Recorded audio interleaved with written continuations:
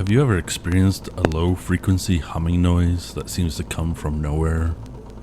Some people describe it as a constant vibration, while others say it's more like a rumbling sound. This mysterious phenomena is known as the hum, and it has been reported by people all over the world for decades.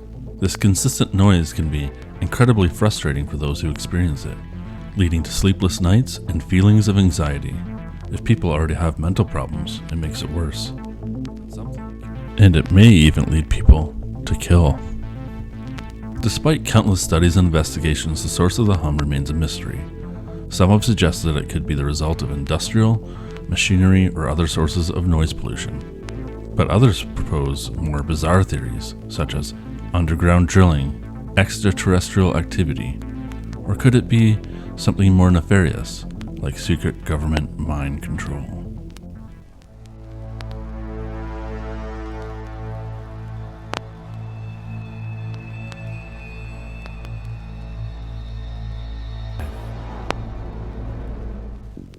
The hum has been reported as far back as the 1950s, but it was not until the 1970s that it began to receive widespread attention.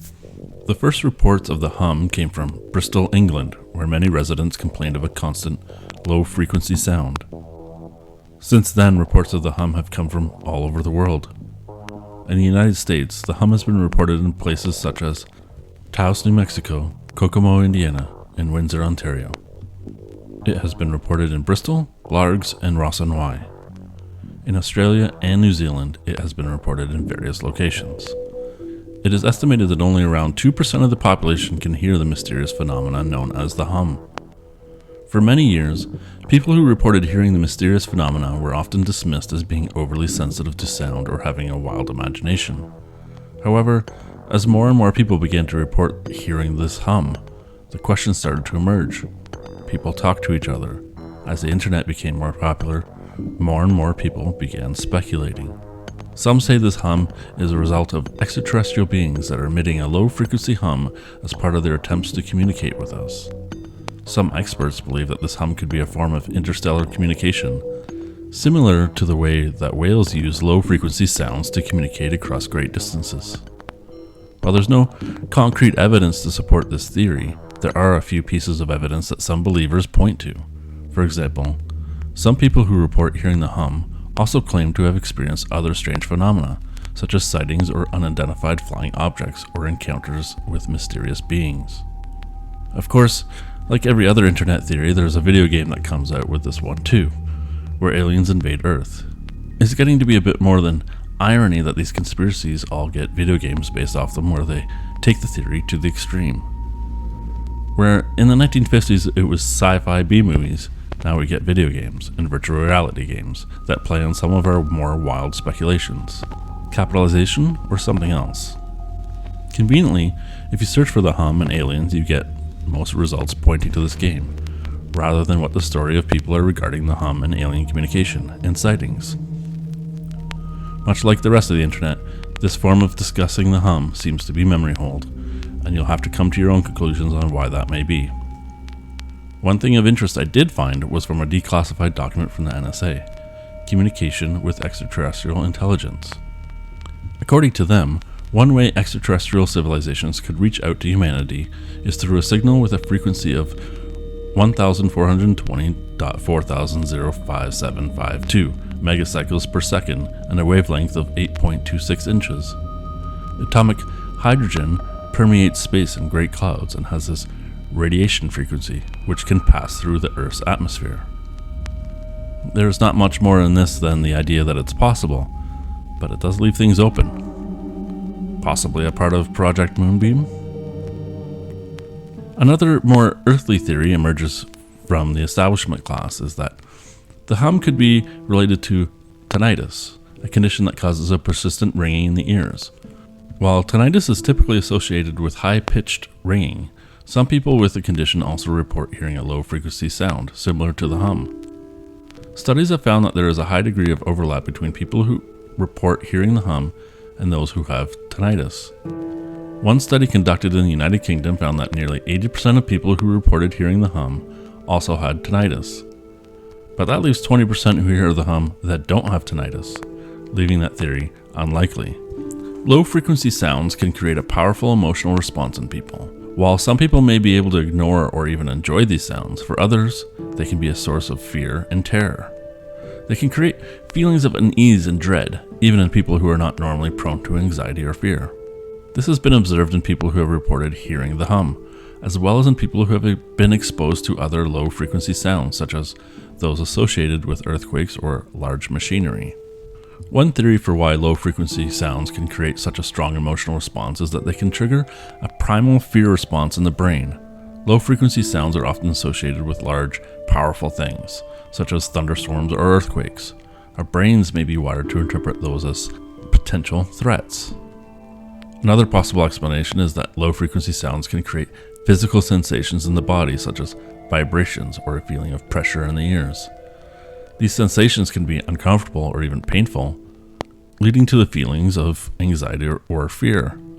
While low-frequency sounds can create fear and unease in some people, for one scientist, they had an even more unusual effect. Vic Tandy, a lecturer at Coventry University in the United Kingdom, became convinced that low-frequency sound was responsible for creating ghostly apparitions.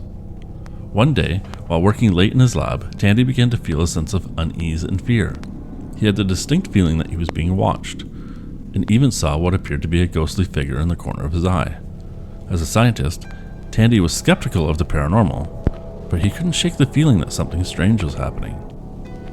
After some investigation, Tandy discovered that the low-frequency sound produced by a fan in his lab was just at the right frequency to create vibrations in his eyeballs, leading to the strange visual hallucinations he was experiencing.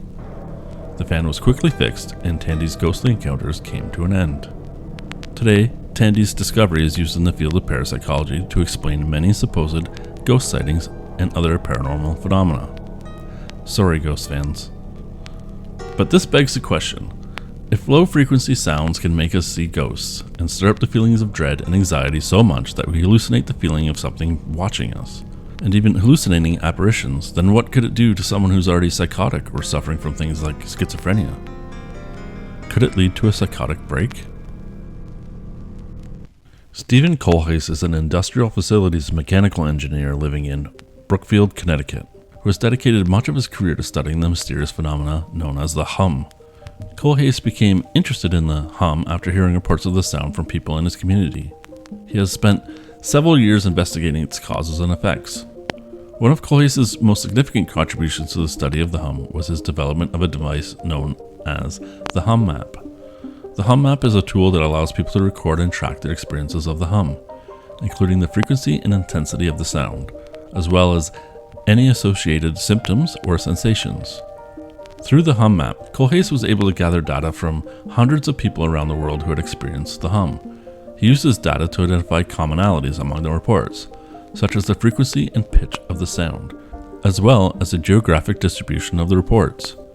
Kohlheis' research has also led him to explore the possible cause of the hum, including sources of such industrial equipment, power lines, and even natural phenomena like seismic activity. He has collaborated with other researchers and scientists to investigate the underlying cause of the hum and develop strategies for mitigating its effects. He combined a map of reports with gas line overlays and found that these maps were extremely closely related. He noticed different levels or activity of these gas lines shifted, and with it, the hum shifted in intensity. He even claimed that the levels were very high just around when Sandy Hook tragedy took place in the area of the school. Over the past few decades, there has been a significant rise in mental health disorders around the world, from anxiety and depression to more severe conditions like schizophrenia and bipolar disorder. Mental illness has become an increasingly prevalent and pressing issue. These reports of the hum corresponds with this rise in mental health issues. Now, I do have to say that there are many factors that contribute to the rise in mental health disorders. One of the most significant is the increasing demands and pressures of modern life. With longer work hours, more technology, and constant barrage of information, it can be difficult to find time to rest and recharge, leading to increased stress and anxiety. But that just begs the question, is this an intentional act by someone to create an underlying uneasiness, a demoralization on people? There are some people who normal hypnosis and propaganda will never work on. Could this 2% people be the same people that are immune to normal and mind-altering techniques? The internet tells us that technology I'm about to talk about was discovered recently. However, this research was done much earlier, back in the 30s through 60s. Researchers discovered a technology that can put large groups of people to sleep at once, known as transcranial alternating current stimulation, or TACS. This technique involves applying a low-frequency electrical current to the brain, which can induce a state of deep relaxation and sleepiness. The establishment class talk about this differently than what the documents from the government and CIA that has been released by FOIA requests do, and they say they can, with this technology, put a city up to the size of 55,000 people to sleep with this technology. But if used too much, it could burn the brain or cause other brain damage. This gets into the territory of MK Ultra and deserves a video on its own. But if you look up cybernetics, you'll start going down a rabbit hole of just how big this mind control research was done by the governments around the world. Both the West and the USSR were deeply involved in it. If you want to really get freaked out, watch The Minds of Men by Truthstream Media. I'll put the link below. They have done incredible research about just how a lot of these techniques were developed that compared the human brain to a machine brain, and they theorized that the human mind could be programmed just as much as machines can. If you want to start wondering what behaviors and thoughts are your own and put the tinfoil hat on, check it out. Government conspiracy or not, there's a lot of things coming at us and our brains and general well-being. We are inundated with messaging from big tech, big government, and big pharma constantly, and we've never been more directly plugged into the source. Adding to that, the mass amounts of wires, underground pipes, cell towers, and general electromagnetic fields we are all interacting with constantly, it's no wonder society is on edge. Electromagnetism is, of course, the favorite tool of those that want to adjust human behavior. And well, that's all I'll say about that for now. Whatever this hum is coming from, whatever the electromagnetic world is barraging us with, and whatever messages we are getting from our devices, social media, and society, it's never been more important for us to take time out to disconnect from all that's affecting us. It may not be enough to just disconnect from social media, but it's also important that we take the time out to get into nature, away from technology as much as we can, even for a few minutes, hours, etc. If you ever went camping out in the wilderness and the feelings of relief it gives you, you'll realize what a charge this gives you, a clarity of mind, a clarity of spirit. Usually we think, oh, it's just our brain shutting off or down, but it's not really. If you're truly in the wilderness, you still have to put a lot of thought of things, like how you store your food, keeping predators and scavengers away, and not getting lost, etc. It's not like your brain shuts down, but being away from what we call colloquially as modern society seems to do more than just shut your brain down. It may be the only time you're able to stop the assault on your spirit and mind. Could be why they want us all living in 15-minute smart cities as well. Okay, now it's time for you to tell me what you think. Where do you think the hum comes from? Let me know in the comments below. Please like and subscribe, and be sure to share and click the notification bell. It really helps a small channel like this out. Thank you so much for watching, and I'll talk to you next time.